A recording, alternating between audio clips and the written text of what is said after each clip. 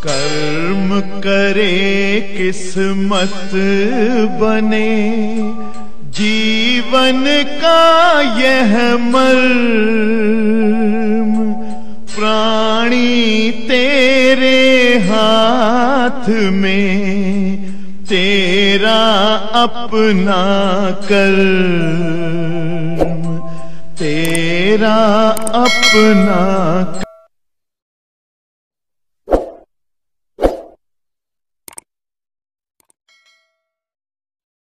प्यारे बच्चों, हमने आप सभी को पढ़ाया हुआ है प्लांक का क्वांटम सिद्धांत। तो प्लांक का क्वांटम सिद्धांत जो आपने पढ़ा वो टॉपिक और जो आज अभी पढ़ाएंगे ये सारे टॉपिक 2 साल पहले एक नए पाठ में हुआ करते थे। पाठ का नाम ही था ड्वेल नेचर ऑफ लाइट या द्वितीय प्रकृति, प्रकाश की द्वितीय प्रकृति। लेकिन बच्चों, हमने जैसा कि आपको एक्सप्लेन किया था कल की क्लास में कि प्रकाश की द्वितीय प्रकृति अब प्रकाश वैद्युत प्रभाव के चैप्टर में शामिल हो गई है। मतलब इसी चैप्टर में इसको पढ़ लिया जाता है और एक्सरे वाला चैप्टर था वो कोर्स से हटा दिया गया है, बुक से भी हट गया है। किसी बुक में अब आप एक्सरे का चैप्टर नहीं पाओगे।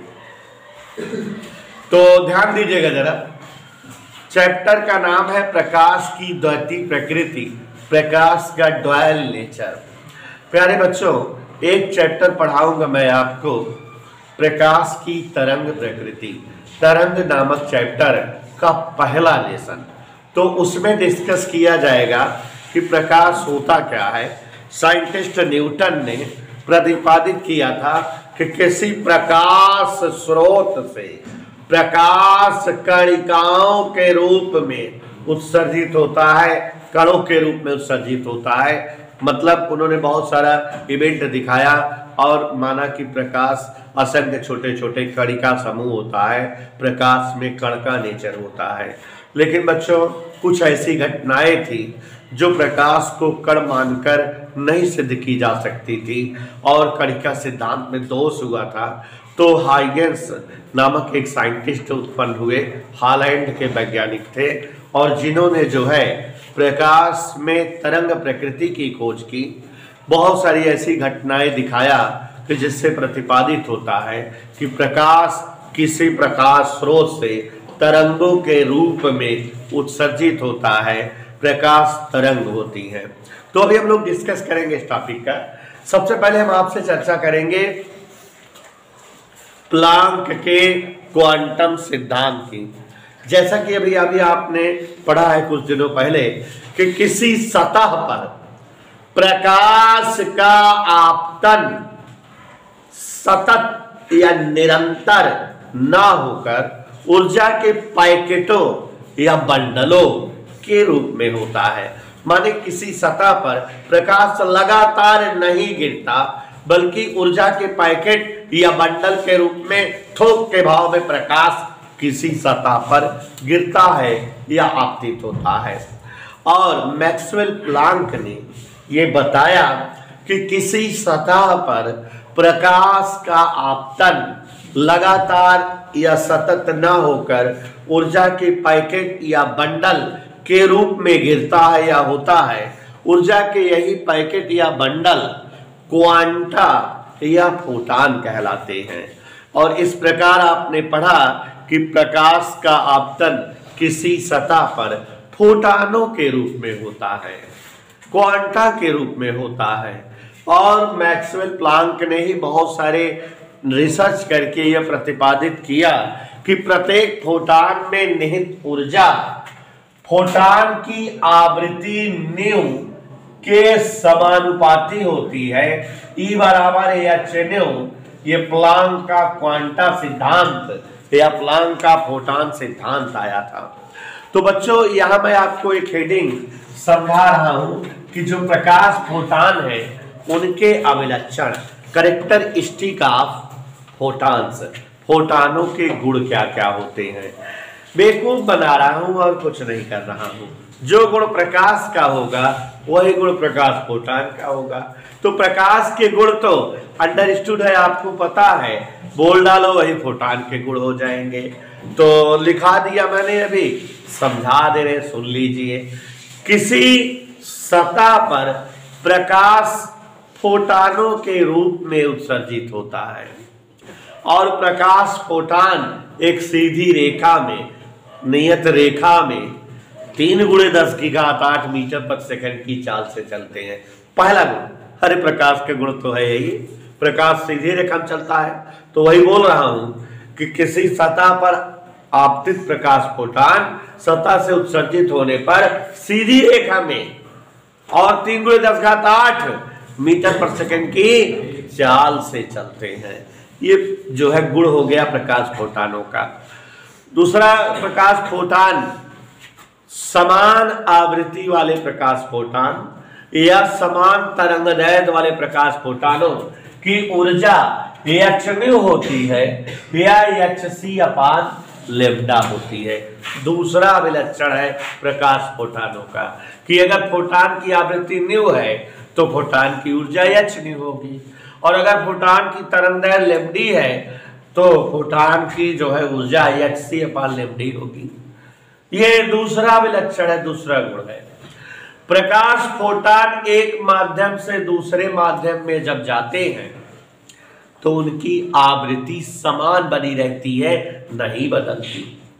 चौथा गुण कि प्रकाश फोटान जब एक माध्यम से दूसरे माध्यम में जाते हैं तो उनकी तरंगदैर्घ्य बदल जाती है और इस कारण उनका वेग बदल जाता है। प्रकाश फोटान निर्वात में सदैव सभी फोटान एक ही वेग 3 × 10⁸ मीटर पर सेकंड के चाल से या वेग से चलते हैं। चौथा 5वां गुण है। और ऐसे ही बोल सकते हो कि निर्वात में या एक ही माध्यम में सभी फोटान एक ही स्पीड या एक ही वेग से चलते हैं। माध्यम बदलने पर फोटानों का वेग बदल जाता है, अलग अलग फोटान की स्पीड अलग अलग हो जाती है। किसी सतह पर आपतित प्रकाश फोटानों की आवृत्ति का सूत्र I = nhν होता है, जहां n प्रति सेकंड प्रति एकांक क्षेत्रफल पर आपतित फोटानों की संख्या है और फोटान आवृत्ति या तीव्रता का मात्रक वाट प्रति वर्ग मीटर होता है। ये बच्चों फोटानों के अभिलक्षण है, यही मैंने लिखाया। फोटान के अभिलक्षण मतलब प्रकाश के अभिलक्षण। पहले क्या बोलोगे बेटा कि किसी सतह पर प्रकाश फोटानों के रूप में आपतित होता है। सतह से उत्सर्जित फोटान सीधी रेखा में और 3 × 10⁸ मीटर पर सेकंड के वेग से चलते हैं। प्रकाश फोटान निर्वात में सभी एक समान वेग से 3 × 10⁸ की स्पीड से चलते हैं। प्रकाश फोटान माध्यम बदलने पर इनकी आवृत्ति नहीं बदलती, माध्यम बदलने पर तरंगदैर्घ्य और वेग बदलता है। प्रकाश फोटान की तीव्रता nhν होती है। प्रकाश फोटान की अगर आवृत्ति ν है तो ऊर्जा hν होगी, तरंगदैर्घ्य λ है तो ऊर्जा hc/λ होगी। तो ये बातें आपको समझ में आई। Is that okay? तो अब यहां पर ध्यान दीजिएगा जरा, प्रकाश की द्वितीय प्रकृति, ड्वेल नेचर ऑफ लाइट।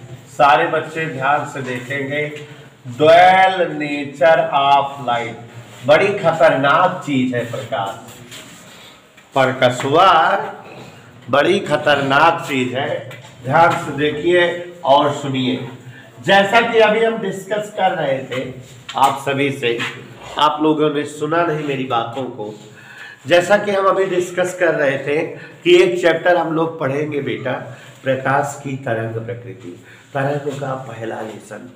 तो अब इधर पीछे बढ़ा दो तो फिर तरंग में पहुंचो। पहला उद्देश्य है प्रकाश और तरंग, सारे बच्चों को रिवाइज कर देंगे।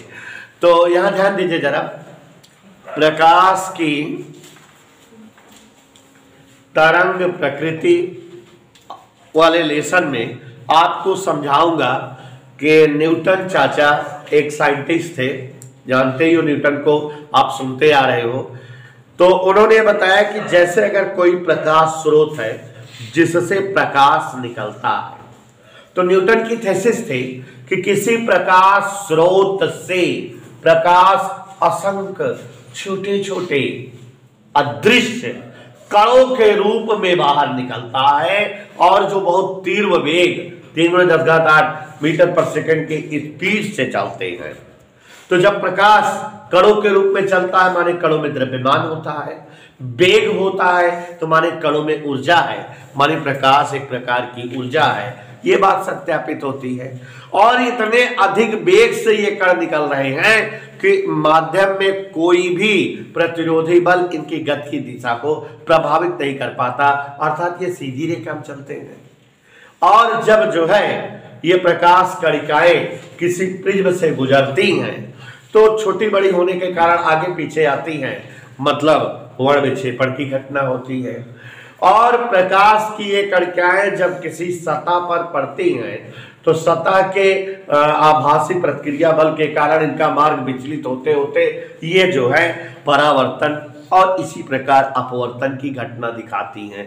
कहने का तात्पर्य है कि हमको उस चैप्टर में नहीं जाना है, बस इतना माइंड मेकअप करके समझ लेना है कि न्यूटनवा जो बताया कि प्रकाश स्रोत से प्रकाश असंख्य छोटे छोटे कणों के रूप में उत्सर्जित होता है, माने प्रकाश में कण प्रकृति होती है, कण स्वभाव होता है, प्रकाश कणिका रूप है, कणों का संग्रह है।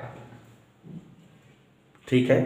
और साथ ही साथ बेटा प्लांक क्वांटम सिद्धांत दिए तो उन्होंने भी यही बताया कि प्रकाश किसी सतह पर छोटे छोटे फोटानों या कणिकाओं के रूप में आपतित होता है जो ऊर्जा कण होते हैं, और जब उनमें वेग है और ऊर्जा है तो इसका मतलब उनमें द्रव्यमान होगा, माने प्रकाश कणिकाओं का समूह है।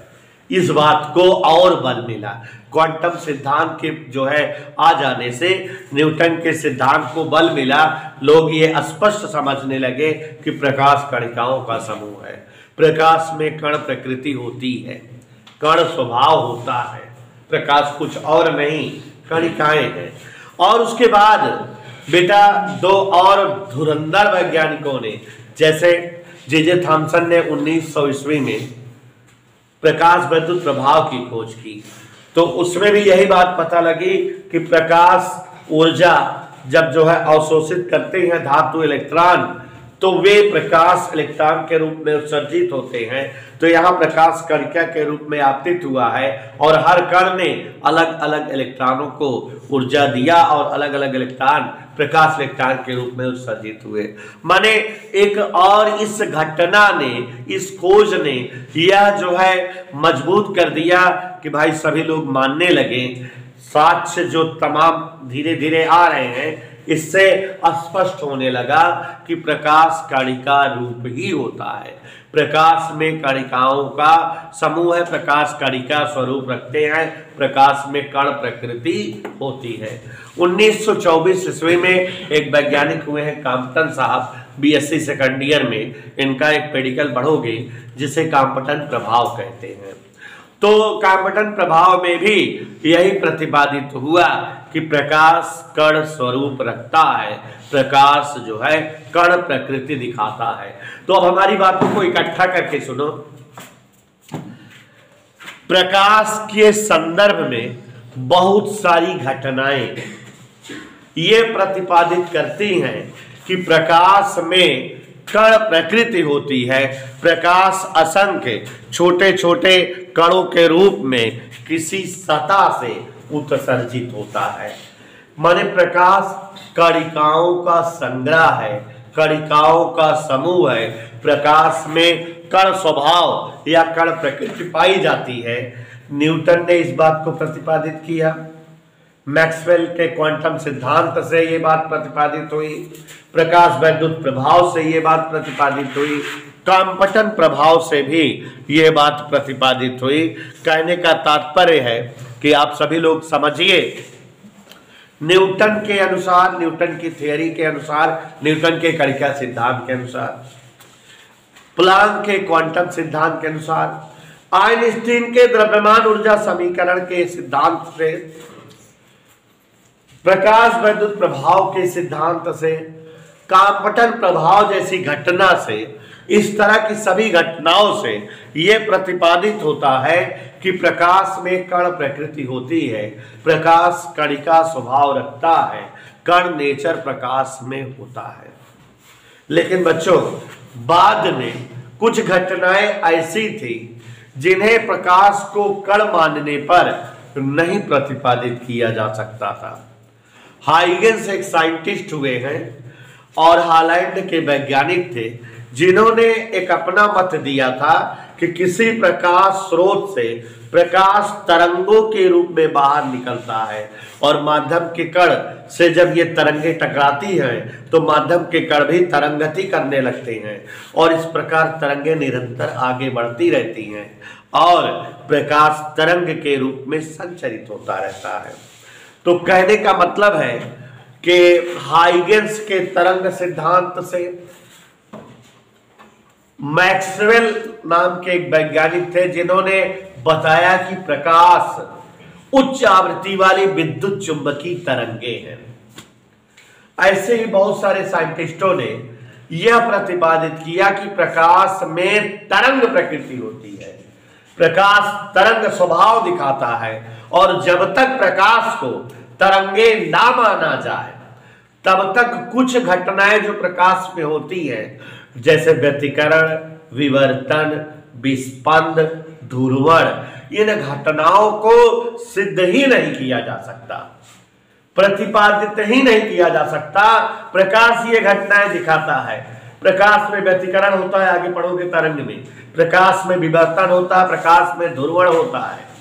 ये व्यतिकरण, विवर्तन, ध्रुवण, विस्पंद, ये सारी घटनाएं तभी सिद्ध हो सकती हैं जबकि प्रकाश को तरंगे माना जाए। तो कहने का मतलब, अभी थोड़ी देर पहले मैंने बहुत सारा लॉजिक और बहुत साइंटिस्टों का नाम लिया, बहुत सारी घटनाओं का, जिनके द्वारा यह सिद्ध हुआ था कि प्रकाश क्या है, कण है। प्रकाश में कौन सा स्वभाव होता है, कणों वाला स्वभाव होता है, माने प्रकाश में कण प्रकृति होती है। लेकिन अब सबसे पहले हमने नाम लिया मैक्सवेल का, जिन्होंने क्या बताया कि प्रकाश उच्च आवृत्ति वाली विद्युत चुंबकीय तरंगे हैं। फिर नाम लिया हाइगेंस का। हाइगेंस ने प्रतिपादित किया कि किसी प्रकाश स्रोत से प्रकाश तरंग के रूप में उत्सर्जित होता है।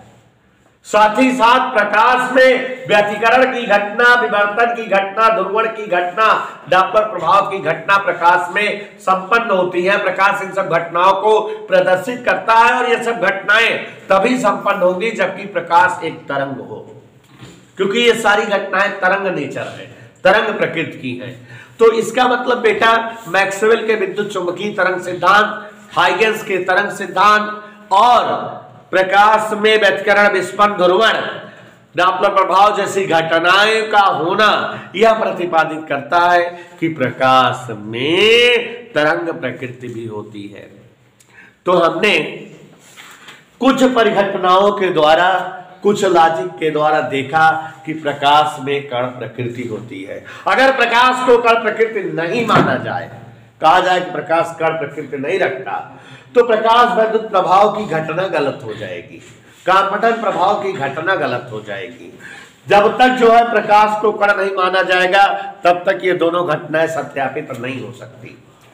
और अगर प्रकाश को तरंग न माना जाए तो व्यतिकरण, विस्पंद, ध्रुवण जैसी तरंग घटनाएं प्रकाश जो दिखाता है वो सब गलत हो जाएंगी। तो कहने का मतलब, कुछ परिघटनाओं और नियमों, लॉजिकों में यह प्रतिपादित होता है कि प्रकाश में कण प्रकृति होती है, प्रकाश कण है। और कुछ परिघटनाएं ये सत्यापित करती हैं कि प्रकाश में तरंग स्वभाव प्रतिपादित होता है, प्रकाश तरंग प्रकृति रखता है। तो अब ये समझ में आ गया कि प्रकाश में, बाद में वैज्ञानिकों ने जब जो है हार मान ली तो ये मान लिया कि प्रकाश में भैया दोनों प्रकृति होती है। Light is a special type of topic which shows both nature, माने प्रकाश दुनिया का इकलौता अवयव है जिसमें दोनों स्वभाव प्रतिपादित होते हैं, तरंग प्रकृति का भी, कण प्रकृति का भी। और इसलिए कहा गया कि प्रकाश में ड्वेल नेचर होता है, दोगला स्वभाव होता है, इसमें दोनों चीजें शामिल होती हैं, तरंग प्रकृति भी और कण प्रकृति भी। तो अब आप समझ भी गए, समझा भी लेंगे कि काफी घटनाएं प्रकाश के तरंग प्रकृति को बल देती हैं और काफी घटनाएं प्रकाश के कण प्रकृति को बल देती हैं। इससे ये स्पष्ट होता है कि प्रकाश में तरंग प्रकृति भी होती है, प्रकाश में कण प्रकृति भी होती है, अर्थात प्रकाश में ड्वेल नेचर होता है, द्वैती प्रकृति होती है, दोहरा स्वभाव, दोहरा गुण होता है। और बच्चों 1924 ईस्वी में प्रकाश में कैसा नेचर होता है? ड्वेल नेचर, दोहरा स्वभाव होता है, प्रकाश में द्वैती प्रकृति होती है। अब हम आपको बताने जा रहे हैं बेटा द्रव्य तरंगे,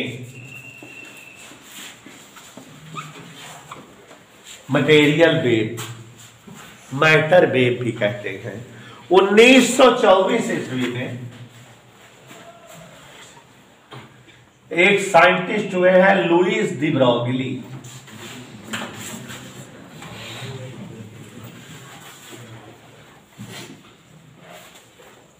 कौन साइंटिस्ट बेटा?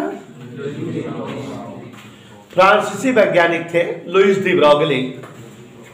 इन्होंने पहले तो प्रकाश के संदर्भ में ये बातें देखी। किसमें? ये देखा कि प्रकाश में ड्वेल नेचर होता है, प्रकाश में तरंग प्रकृति भी होती है और प्रकाश में कण प्रकृति भी होती है, और प्रकाश फोटॉन उदासीन अवयव है।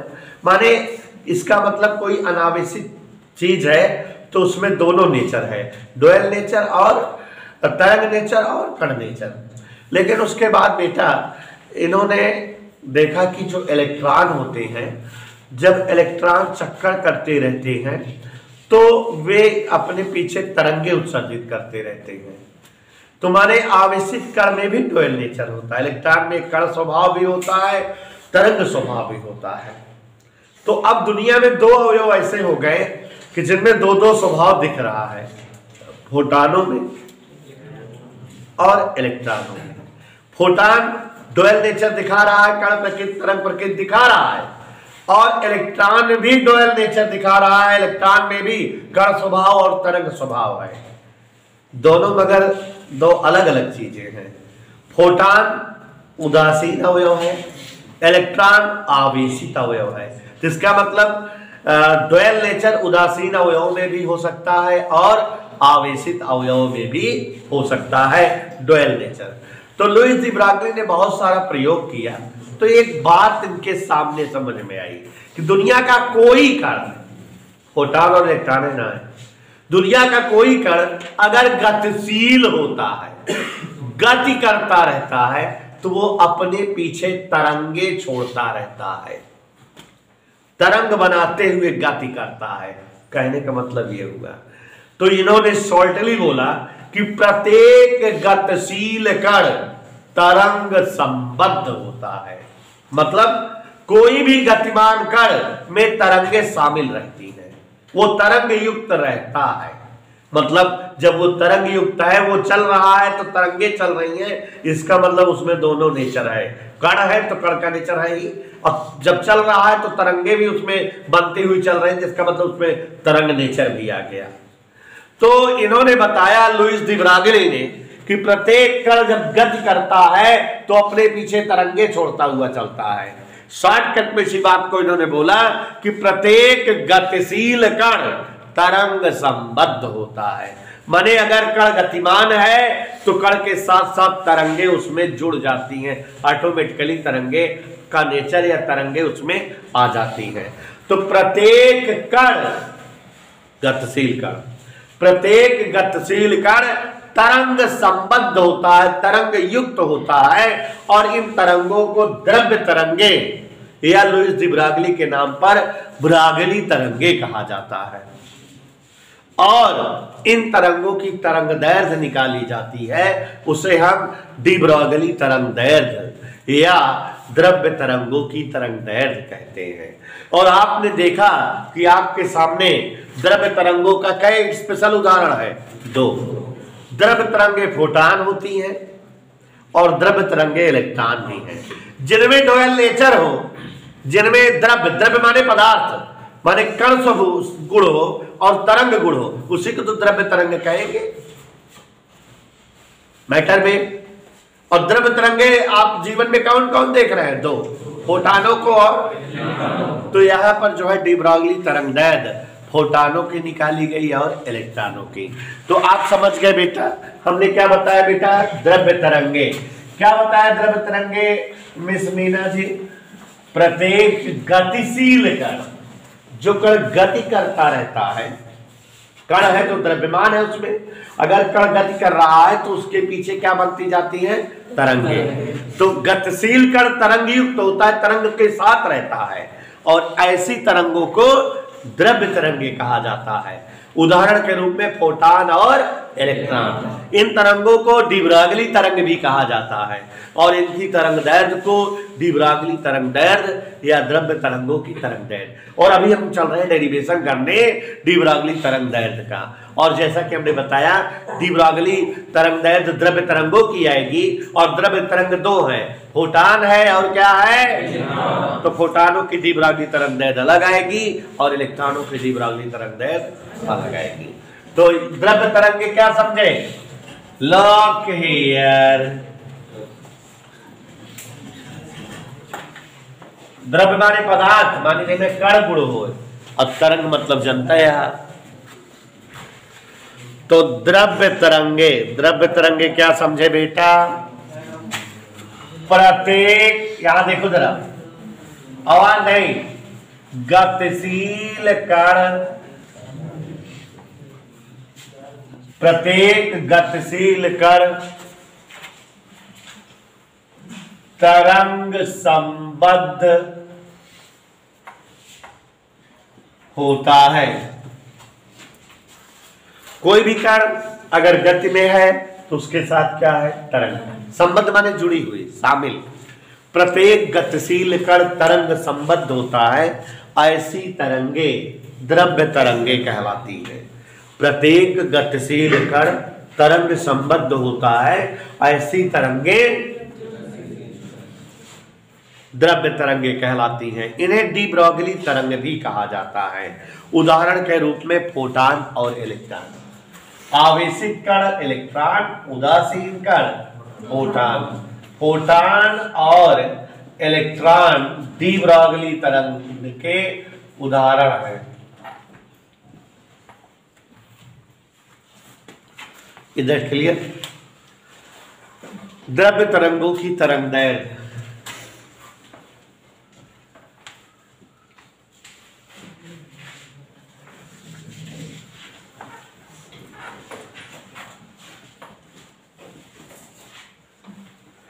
चाहे डी ब्रॉगली तरंगदैर्घ्य कहा और चाहे द्रव्य तरंगों की तरंगदैर्घ्य कहा।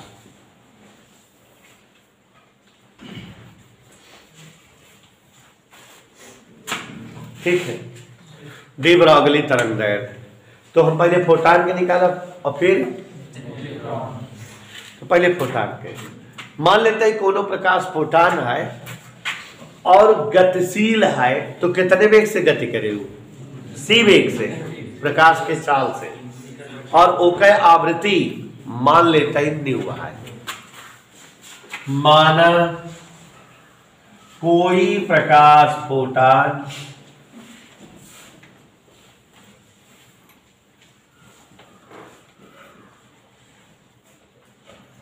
सी वेग से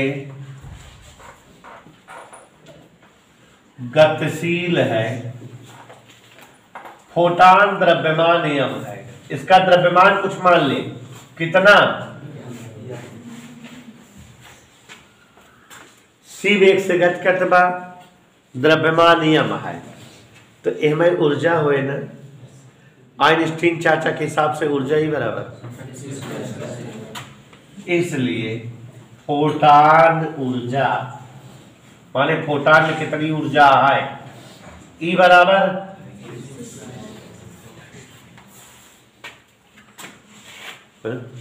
फोटान का हुआ। चूंकि प्रश्न यहाँ हम लोगों को लॉजिक है कि फोटान द्रव्य तरंग है, माने फोटान में दोनों गुण है, कण स्वभाव भी है, तरंग स्वभाव। अगर फोटान कण है तो उसकी ऊर्जा ही बराबर, लेकिन अगर फोटान तरंग है तो उसकी ऊर्जा h न्यू होगी। पुनः फोटॉन की आवृत्ति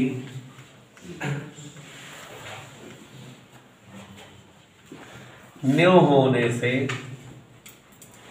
फोटॉन ऊर्जा क्या होगी?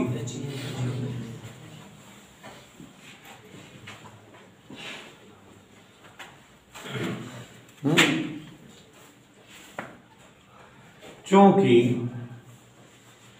न्यू बराबर C/λ। एक्चुअली में आप लोग अच्छा 10 में पढ़े हो, 8 में 9 में पढ़े हो, B बराबर n λ,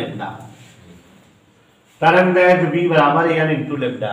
तो यहाँ वेग प्रकाश का C है, आवृत्ति यहाँ न्यू है, तो न्यू बराबर क्या हो जाएगी? याद रहा न्यू बराबर E बराबर h/c/। समीकरण 1 और 2 तुलना करें। 1 2 से रिडॉट mc²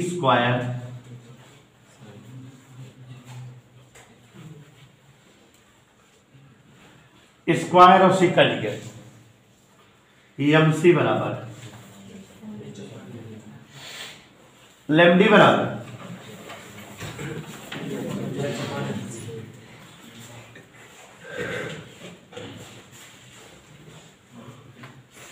तरंग दैर्घ्य का सूत्र आएगी, डेरिवेशन हो गया। चूंकि एम इंटू सी द्रव्यमान गुणे वेग समवेग, तो इसलिए लेमडी बराबर। तो बच्चों डी ब्रॉगली तरंग दैर्घ्य का व्यंजक आ गया। कहीं कोई दिक्कत, समस्या, परेशानी, हैरानी, एनीथिंग अगर हो तो बता दीजिए जी। इस प्रकार डी ब्रॉगली तरंग दैर्घ्य का व्यंजक प्राप्त हो गया। डी ब्रॉगली तरंग दैर्घ्य का व्यंजक लेम्डा बराबर h/p आया। तो यहां पर यह समझ में आ गया कि प्रत्येक गतिशील कण तरंग युक्त होता है, तरंग संबद्ध होता है, उसमें कण स्वभाव भी होता है और तरंग स्वभाव भी होता है, और ऐसे कणों को हम द्रव्य तरंग कहते हैं और इनकी तरंग दैर्घ्य डी ब्रॉगली तरंग दैर्घ्य या द्रव्य तरंगों की तरंग दैर्घ्य कहलाती है। फोटान और इलेक्ट्रॉन इसके वीआईपी उदाहरण हुए। और फोटान की डी ब्रॉगली तरंग दैर्घ्य डेरिवेशन आता है 3 नंबर का, बेटा कराए है, सरल लग रहा है लेकिन इंपॉर्टेंट है, पूछा जाता है। तो डी ब्रॉगली तरंग दैर्घ्य का व्यंजक आप सभी समझ गए कि हमको बताना पड़ेगा। आप समझ गए कि अगर मान लें कोई प्रकाश फोटान यम द्रव्यमान का है, सी वेग से गतिशील है, तो उसकी ऊंचाई बराबर क्या होगी? mc² आइंस्टीन के हिसाब किताब से। और अगर फोटान की आवृत्ति न्यू हो तो प्लांक का क्वांटम सिद्धांत पढ़े हो, ऊर्जा E बराबर h न्यू। लेकिन हम लोग जानते हैं कि न्यू बराबर C/λ तरंग दैर्घ्य और आवृत्ति का रिलेशन है, तो E का मान आ गया hc/λ। समीकरण 1 और 2 को बराबर कर दिए तो हमारा जो है लेम्डा बराबर h/p या h/mc डी ब्रॉगली तरंग दैर्घ्य का व्यंजक आ गया। अब इसको याद रखना कि डी ब्रॉगली तरंग दैर्घ्य का सूत्र क्या होता है? h/p, याद रहेगा। अब हम इलेक्ट्रॉन की डी ब्रॉगली तरंग दैर्घ्य निकालेंगे। किसकी निकालेंगे बेटा?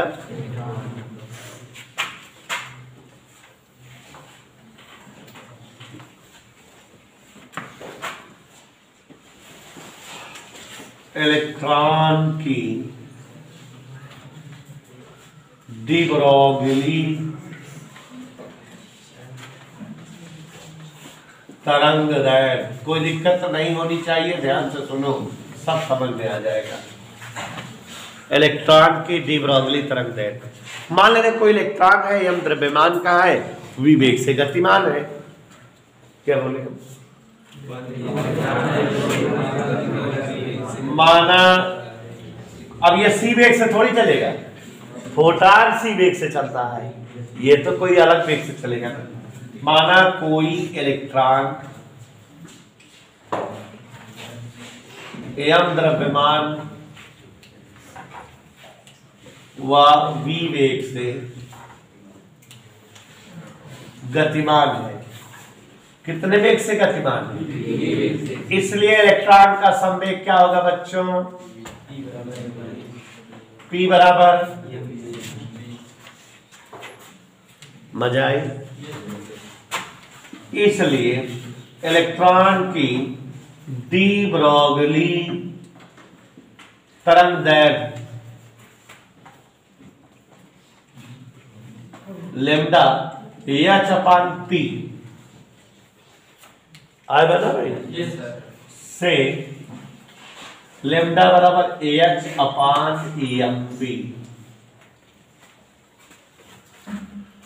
यही होगी। क्या हो जाएगी? इलेक्ट्रॉन की ऊर्जा ई से अगर लिखें तो सूत्र क्या होता है? और अगर हम इससे v जानना चाहें, दो ऊपर गया, m नीचे आया, अंडर रूट भी आया। मजा आया? क्या निकाल लिए? इसलिए लेम्डा बराबर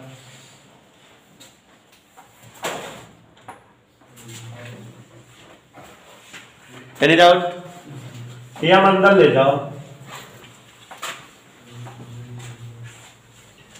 एम स्क्वायर बनेगा तो ये अंडर रूट 2m e।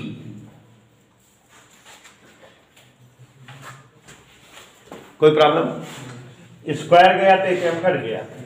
तो देखो इलेक्ट्रॉन की डी ब्रॉगली तरंगदैर्घ्य के एक सूत्र यहां आया, दूसरा सूत्र यहां आया। चूंकि इलेक्ट्रॉन की ऊर्जा आप जानते हो, इलेक्ट्रॉन की ऊर्जा E बराबर E इंटू बी होती है। पढ़ाए हैं इलेक्ट्रॉन वोल्ट। अगर इलेक्ट्रॉन बी वोल्ट के विभवांतर से त्वरित हो तो उसकी गतिज ऊर्जा E के या E बराबर E इंटू बी। याद आया? तो अब यहां मान रख दें तो लेम्डा बराबर h upon under root 2m EB। कोई डाउट? तो आपने देखा कि इलेक्ट्रॉन की डी ब्रॉगली तरंगदैर्घ्य का एक दो नहीं बल्कि कितने सूत्र पा गए हम लोग? एक आया एच अपान एम बी, दूसरा क्या आया h upon under root 2m E, तीसरा क्या आया h upon under root 2m EB। Is that clear बेटा? और अगर हम जो है यहां इस सूत्र को देखें, तीनों सूत्र इलेक्ट्रॉन की डी ब्रॉगली तरंगदैर्घ्य के हैं। अगर इस सूत्र को देखें तो हम इसमें कई चीजों का मान रख सकते हैं। एच का मान रख सकते हैं 6.6 गुणे 10 की घात माइनस 34। एम का मान रख सकते हैं 9 गुणे 10 घात माइनस 31। ई का मान रख सकते हैं 1.6 गुणे 10 घात माइनस 19। हल कर देंगे तो सब जो है सॉल्व हो जाएगा।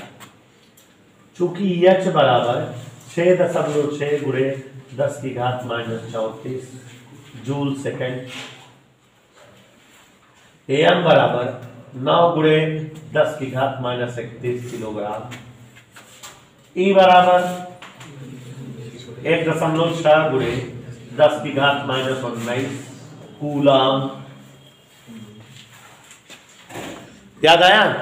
सब रख दो अगर तो लेम्डा बराबर सब रख दोगे तो कट पिट जाएंगे, एम गायब हो जाएगा, ई गायब हो जाएगा, 2 गायब हो जाएगा, 12.27 अंडर रूट बी एंगस्ट्रॉम आ जाएगा।